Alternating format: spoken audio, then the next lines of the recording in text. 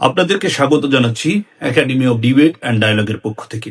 আমরা যদি বিতর্ক করতে চাই, কবিতা আবৃত্তি করতে চাই, শুদ্ধ উচ্চারণে কথা বলতে চাই, পাবলিক স্পিকিং করতে চাই, তাহলে আমাদের অক্ষরের উপরে গুরুত্বপূর্ণভাবে জোর দিতে হবে।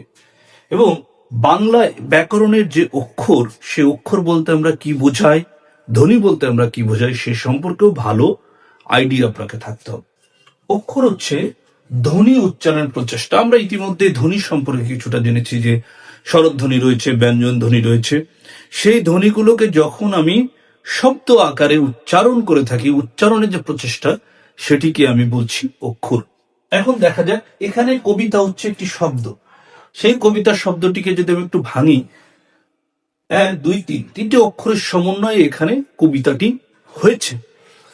আরেকটি বিষয়, আপনাদের মনে হতে পারে যে এখানে শোনা এবং দেখার মধ্যে কিছুটা পার্থক্য রয়েছে। যেমন নজরুল, এখানে 4টি অক্ষর, ন জ রু ল, 4টি অক্ষর। নজরুল হচ্ছে একটি শব্দ। এখানে 4টি অক্ষর হলেও আমরা এখানে দেখছি 2টো অক্ষর। তার মানে এখানেও কিছু সূক্ষ্ম পার্থক্য আছে। যা আপনি দেখছেন বা শুনছেন, সেটার সাথে ব্যাকরণগত একটু পার্থক্য থাকতেও পারে। অক্ষরের যে 2টো ধারণা রয়েছে, যে 2টো ভাগ রয়েছে, সেটি সম্পর্কে আমি এখন একটু বলতে চাই। একটি হচ্ছে মুক্ত অক্ষর, আর একটি হচ্ছে বদ্ধ অক্ষর। মুক্ত অক্ষর মানে কি? মুক্তভাবে আমরা যদি টেনে টেনে পড়তে পারি, সেটাকে মুক্ত অক্ষর। এবং বদ্ধ অক্ষর মানে সর্বশেষ অক্ষরে যে আমরা উচ্চারণ করতে যে আটকে যাই। যেমন ধরুন, মুক্ত অক্ষরের ক্ষেত্রে বলো, চলো, বাবা, টানে যতক্ষণ খুশি আপনি টানতে পারেন, এটা হচ্ছে মুক্ত অক্ষর, মানে মুক্তভাবে আপনি পড়তে পারেন। বদ্ধ অক্ষর মানে যেমন দিন, যতই দিকে অনেক টানতে পারেন, কিন্তু দন্তন্য জায়গায় গিয়ে আপনি থেমে যাবেন। দিন, বল, কান, পান, এই যে থেমে যাচ্ছেন সর্বশেষ শব্দে, এই কারণে এদেরকে বলা হচ্ছে বদ্ধ অক্ষর।